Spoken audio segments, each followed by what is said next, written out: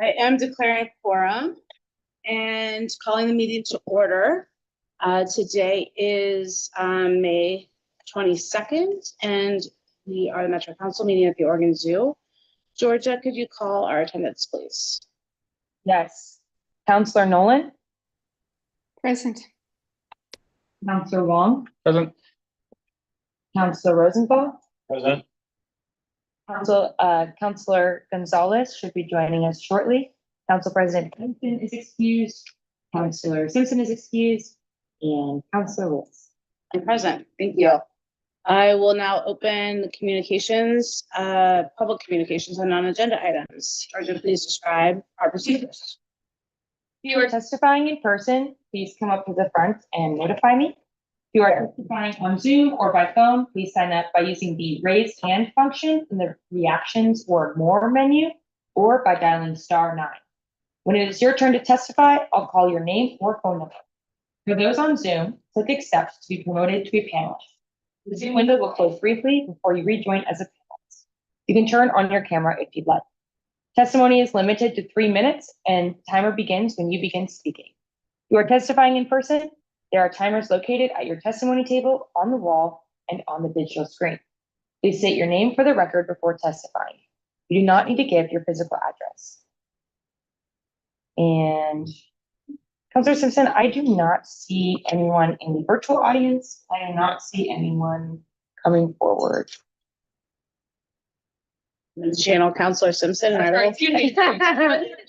close testimony. So next on our agenda is consent agenda. There's 4 items today. Resolution 255498 for the purpose of authorizing the Chief Operating Officer to issue new non-system license to Tidy B Inc. for transport of non-recoverable solid waste, including producible waste to the Spokane Regional Waste to Energy Facility located in Spokane, Washington. April 22nd, 2025, council meeting minutes. May 1, 2025, council meeting minutes, and May 8, 2025, council meeting minutes. Councilors, is there a motion on the consent agenda? A second.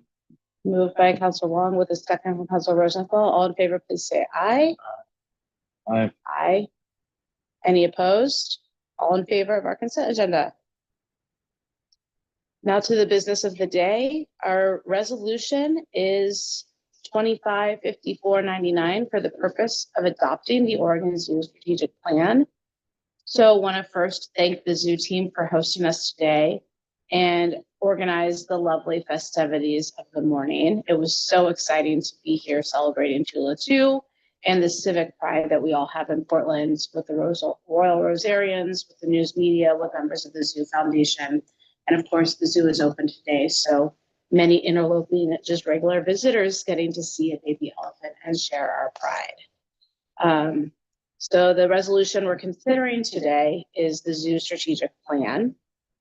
And the proposed strategic plan lays the groundwork for using our zoo resources to increase our conservation impact, enhance the zoo experience, and transform the campus, all while connecting our community to a better future for wildlife. And our zoo director, Heidi Ron, is here to present the overview of the plan.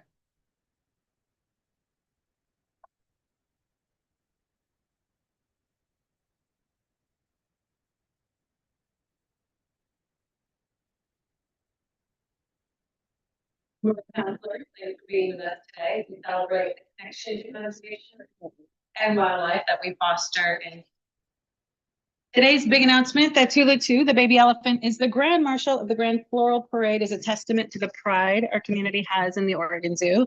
And we do not take that lightly. We work every day to make sure we are connecting with what our community wants from their zoo and preparing for the future. Today, I'm excited to share with you the plan that will drive our priorities for the next 3 years. As we introduce our 2025 to 2027 strategic plan, we celebrate the achievements of our previous plan.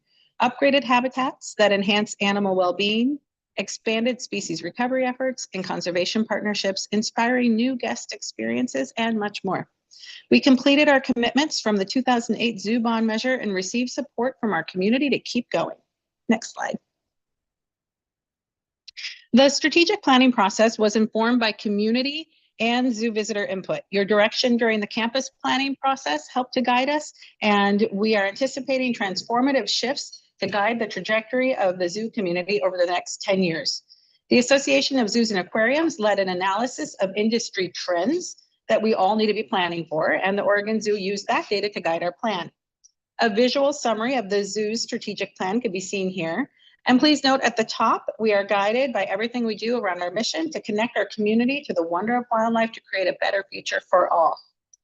Then we have the following focus areas that are identified as priorities for the next 3 years, the areas that are going to pull us together across the organization.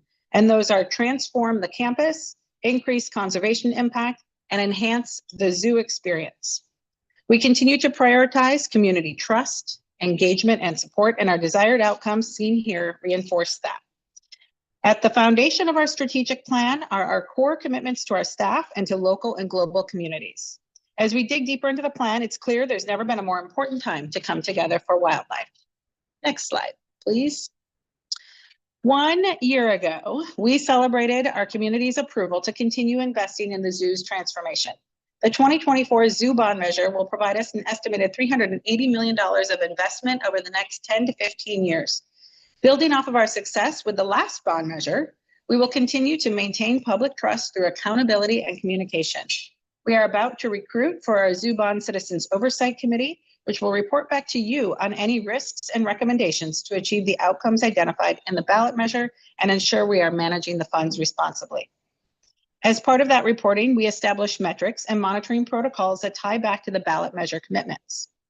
Our community will be engaged and informed along the way, and we will ensure that we are designing and building new spaces that meet all regulatory requirements. We have the opportunity to design the zoo of the future. We need to build staff capacity to inform innovative, accessible, and sustainable design while continuing to host more than 1.3 million visitors annually while under construction. These investments will foster job growth and opportunity for women and people of color in construction trades as we invest in workforce development. Technology continues to advance and will contribute to our future sustainable infrastructure, guest engagement, and animal well-being, and will require a strong technology assessment and plan to guide our design. Our climate continues to change, and we will design a campus that fosters comfort and accessibility while ensuring we are minimizing our use of natural resources.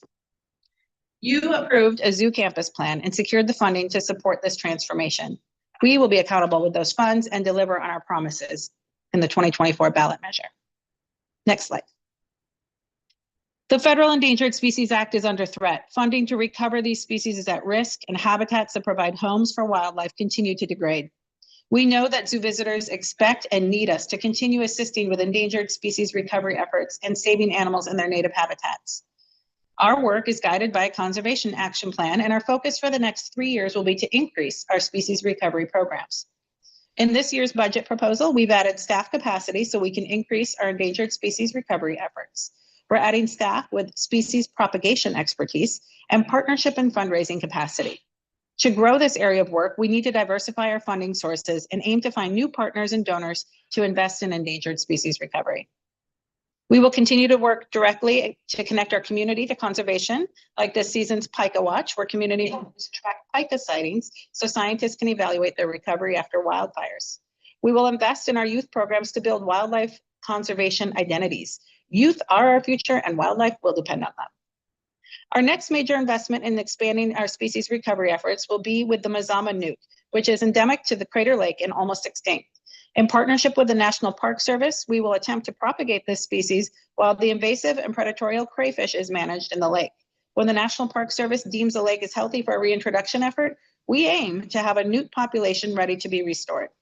Our commitment to global and local conservation efforts will drive our fundraising, capital investment, staff growth, and guest engagement priorities. Next slide, please. We will work across the organization to enhance the zoo experience, both for guests and animals. We know what our guests want from their zoo visit as we review survey feedback on a weekly basis. They want consistent access to parking, opportunities to engage with our staff and animals, and a welcoming and inclusive environment that inspires joy. Guests want to have a great time when they come to the zoo. If they have their basic needs taken care of, they can enjoy their visit and become wildlife advocates. To inspire this joy and create the opportunity to engage, we need to work across the organization to remove barriers.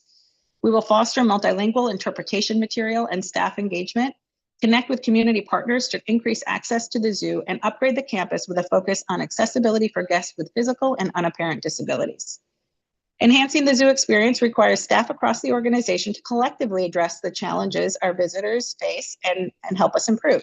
We will continue to evaluate our progress in this area, especially as we enter construction in early 2026. Next slide. How do we know if we're achieving progress with our strategic plan? We will have a citizens oversight committee that reports progress back to you and the community regarding implementation of the 2024 bond measure commitments. We will achieve green building certifications you all adopted via policy for our new investments. And the construction workforce on our projects will meet the goals that you've set.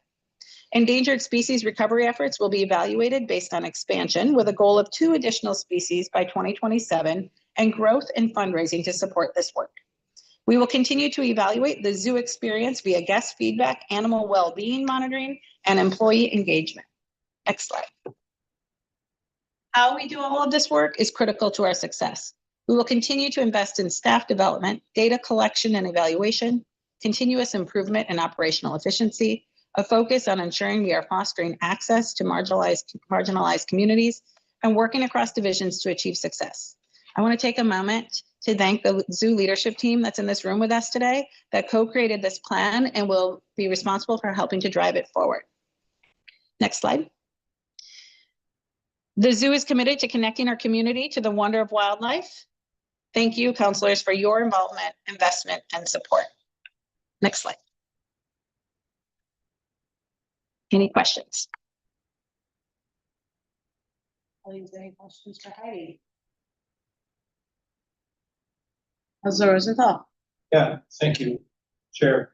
Just a quick question. I know we spent a lot of time, I'm very supportive of the plan, but we spend a lot of time also maintaining a longstanding AZA accreditation. And we do a lot of conservation and endangered species protection.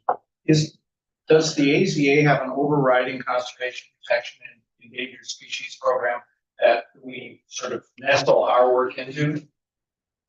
That's a fantastic question. I've been fortunate to hire a fantastic new deputy director of animal care who is also an AZA inspector, and I'm going to ask her to come up and answer that question and introduce you to Rachel Richardson, our new deputy director of animal care. And while she's coming up, I will say our AZA accreditation, we get it every 5 years, is in 2026. So we will be getting reaccredited, hopefully, in 2026, and we are working to achieve that. But we will specifically address your question regarding conservation and endangered species standards. Hi, thank you for giving me an opportunity to share a little bit about AZA standards related to conservation and their programs.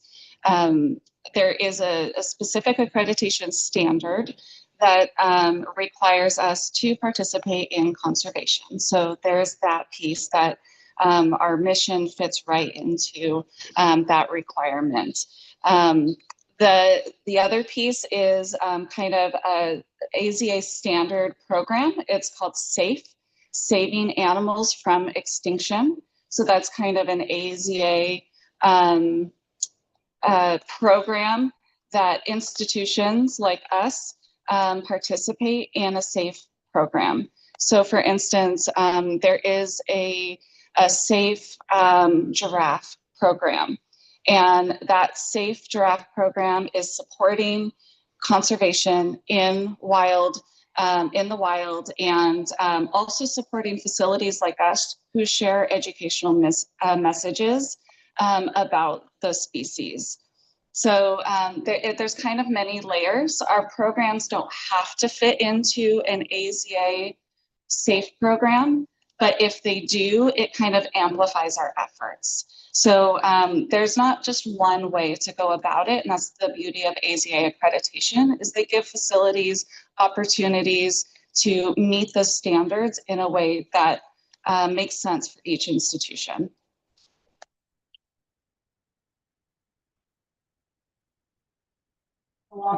Thank you, Councilor Lewis. Thank you. This is so weird to visit.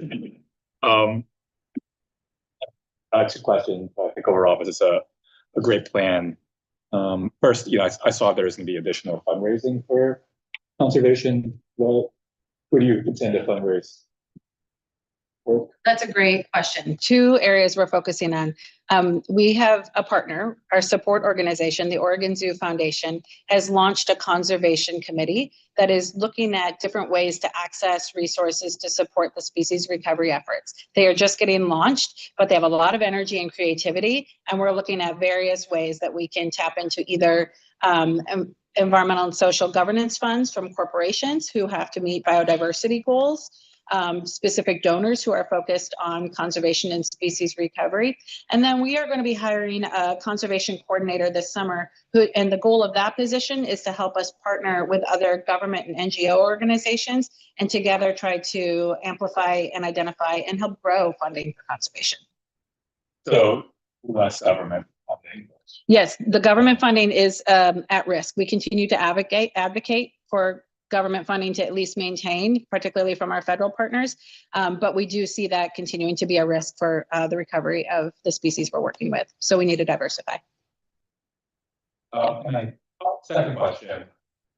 Just in the strategic plan, I see a lot around kind of enhancing the zoo experience and the campus improvements, which I think are great. I think they're also like public facing, and I know we talked about our workers' experience and safety, especially with heat and climate events, and on the tour we've seen some areas that really need improvement. So like, Yeah, we're in a strategic plan. Are we staying kind of taking care of our team? Yeah, absolutely. Well, it's embedded across the board, but specifically for design of all new facilities, those will all be designed for animals, guests, and staff. So that is something that will be integrated into the design element of every project that we are designing. In terms of our ongoing operations, we continuously address whatever needs come up and whatever gets identified quickly and not waiting for the next big project to happen. So you'll see that too in our core commitments. One of them is about engaging and developing our staff. And we can't do that if they don't have their basic needs taken care of. So making sure that they have those covered while they're at work, and that should help us kind of grow to the next level. I should say, each division is developing very specific action plans to implement this strategic plan. These are the higher level priorities. And now each division has action plans of the work they're going to do that ties up to these priorities. And we'll be using that for our collective alignment around the zoo. Thank you. Questions? All the questions. Okay, with that.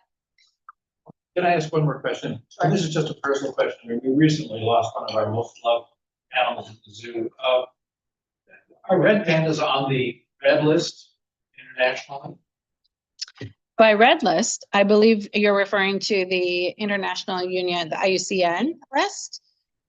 Does anybody of my team know this answer? I'm going to assume, but I can't specifically answer if they're on the red list or not, but they are at risk for sure. And we are also working to replace bring a new red panda into that exhibit.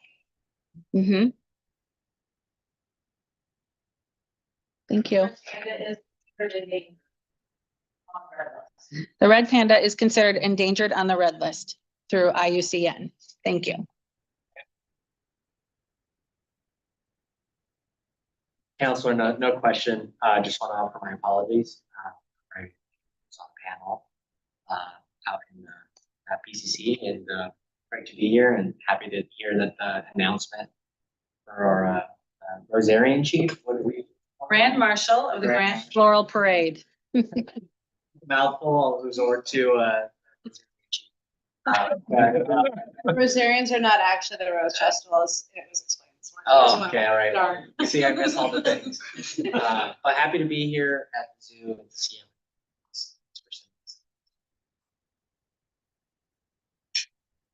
Okay, thank you. With that, I would call for a motion on 255499, which is the plan. Adoption of the resolution. Is there a second? Okay, so motion from Councilor Rosenthal, second from Councilor Wong. Is there a roll call, please?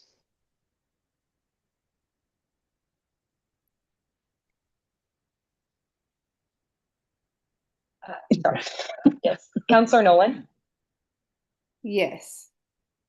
Counselor Rosenthal, Yes. Counselor Gonzalez, Aye. Counselor Wong, Aye. Counselor Lewis. Aye. Unanimous support. Congratulations to our partners at the zoo. Woo!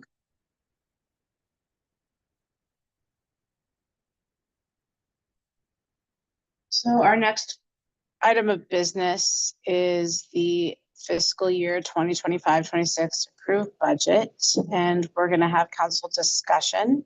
This is our last opportunity to discuss any outstanding questions before we go to the TSCC public hearing next Thursday, May 29th.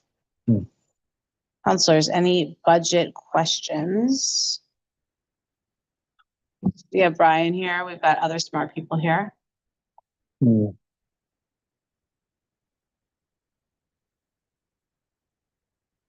Colleagues, hearing no questions, let's go ahead and do our public hearing.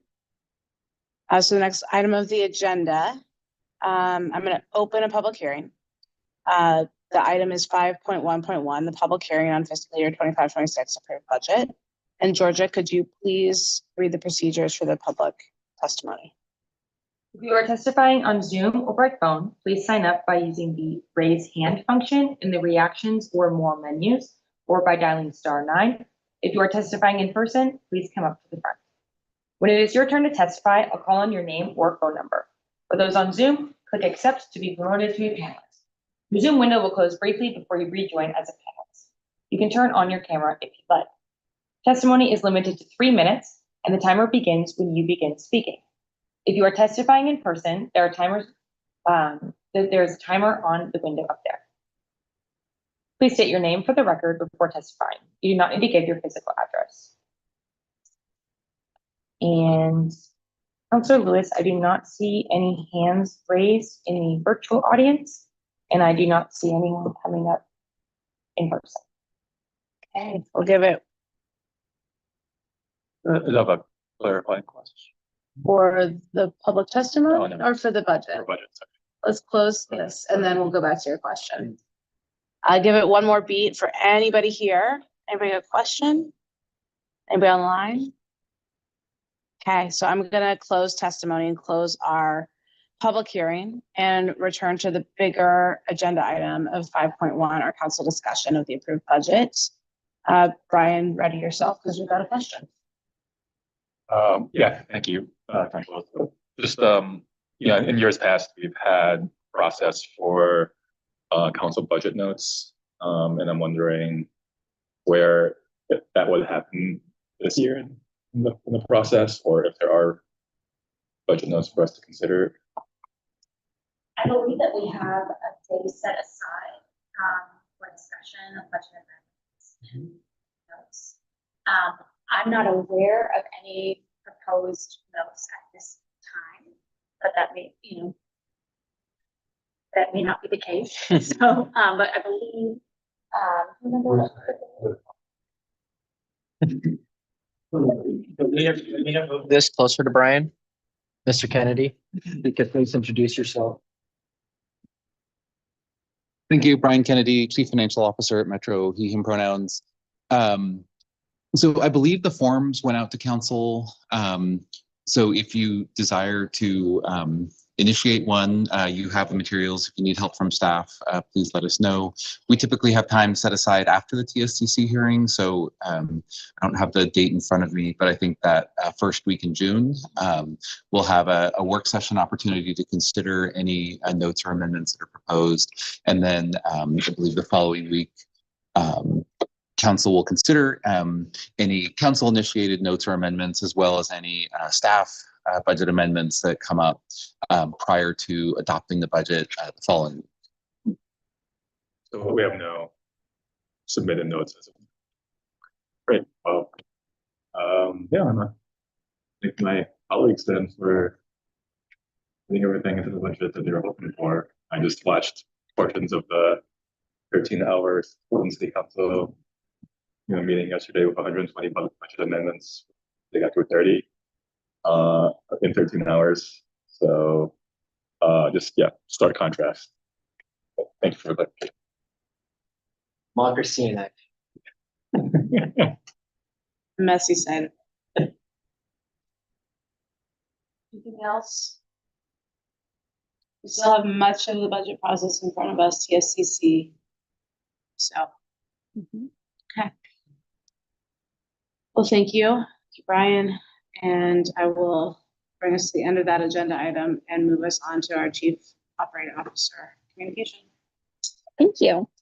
Oh, sorry, folks, it's making me sign in and verify that I am who I am. Okay, so in honor of the de facto beginning of summer this weekend, for today's COO communications, I wanted to take the opportunity to point folks toward the great water safety resources provided by Metro's Parks and Nature team. With the start of summer season and the warming weather, our parks see an influx of folks to our waterfront recreation opportunities at parks and boat ramps, and we want folks to be safe. Metro has online water safety resources such as informational videos about how to properly fit a life jacket, water safety tips, and water safety toolkits in 5 languages on our website at oregonmetro.gov/parks/water safety. During the summer months, Metro stocks life jackets at many of our boating ramps and water recreation areas for folks to borrow. Park operations is working with our community engagement team to do drop-ins at Expo to have life jacket conversations with the public. And we're leveraging some of our community partnerships to help do some life jacket patrols and increase safety awareness contacts in our parks as well. Our team also hands out free life jackets in the community, and they will be at different events across the region every weekend in June, including the PKSCA Dragon Boat Race at 1403 Southwest Harbor Way on June 7th, the Impala's Father Day Barbecue at Blue Lake Park on June 14th, the PDX Parent Family Festival on June 21st, and my neighborhood, the Good in the Hood Music and Food Festival at Lillis Albina Park on June 28th. So with all this in mind, I hope everybody has a wonderful and safe long weekend. Thank you. Colleagues, Councilor Communication. Thank you, Chair. Just a quick communication. The West Side Economic Alliance had a forum this morning about workforce development. And I mentioned that because obviously they pointed out that one of the big needs we have a construction career pathways program is for construction in this area. There's an unmet need for construction people and career pathways. There was a presentation from the Educational Service District as well as Beaverton and Hillsborough that they have very good ongoing programs to tie students into it. The most interesting point is that the least need in terms of jobs moving forward is probably for college educated.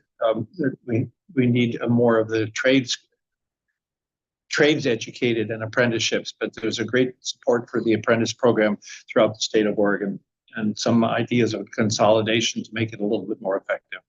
It was a very interesting presentation. Wonderful, thank you for sharing. Yeah, Councilor? Thanks, Chair Lewis. I'm not sure if folks called in. I know Councilor Rosenthal, you usually call it the JPACs in the morning. But we had a special JPAC meeting this morning in which we spent approximately 17 minutes on all 5 projects of the Northwest Step 1 bond package, and that had a robust discussion of deliberation with questions to learn more about these projects that can change the landscape of our transportation system. So I really appreciate the work that went into setting that up. It was an additional meeting. So we're having 2 JPAC meetings in May, 2 JPAC meetings in June, because big projects are in place. So yeah, that's a major update. And I'd like to thank staff for supporting that extra meeting. It's the level of detail on these projects that I've been looking for 8 or 9 months. As we've talked about how to fund them, now we actually are seeing the detail that is important to understand for them to be regional priorities. Yes. On Tuesday, we had a social innovation council meeting at Metro. We welcome new members from the Nonprofit Association of Oregon, the Collins Foundation, Energy Funds, And we're, hoping to put together more public-private partnerships to advance community visions. We talked about our own future vision and how foundations might be able to support and play a role in building shared ownership across the region for that future vision. And then we had a great presentation from like the social innovation director from the state of Michigan, who is funded actually by foundations, but headquartered at the Michigan governor's office. All the great accomplishments they were able to put together in the last year. It was a great meeting. Right. Additionally, thank you, Counselor, for reminding me to talk about future vision.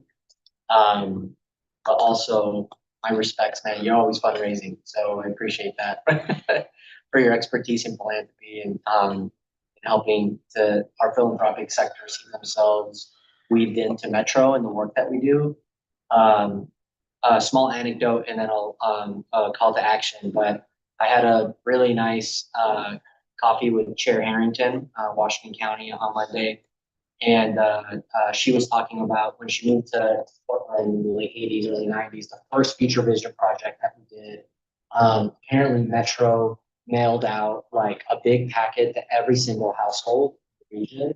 Thinking about how much that would cost today, like blows my mind. And it was like a 8.5 by 11 questions, and she like really vividly remembered engaging in that and having conversations with then Metro counselors like Susan McLean about that, and really encouraged us to really lean in.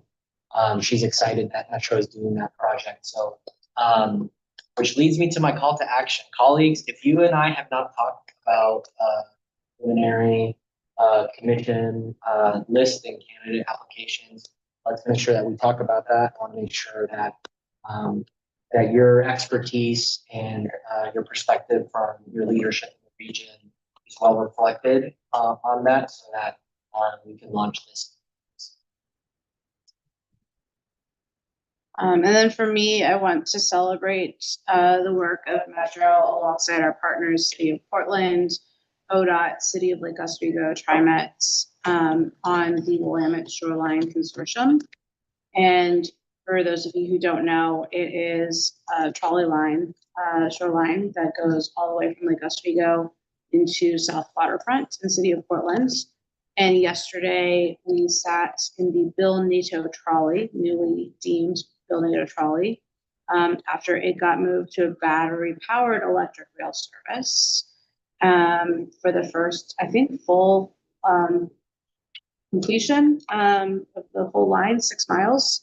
After they redid the trestles, there were 2 trestle repairs thanks to Congressman Blumenauer's congressionally directed spending, aka earmarks. So I want to thank the former congressman and all of the partners to make that happen. And it's a real exciting public-private, obviously all the public agency partners, but there were large grants from PGE for the electrification and a significant donation from the Ann Nato Campbell family. So thank you to the Metro staff who worked on that. I believe we are at the adjournment. Councilor Nolan, do you have? Nope, Councilor Nolan's got nothing. See no further discussion. We're adjourned, and our next meeting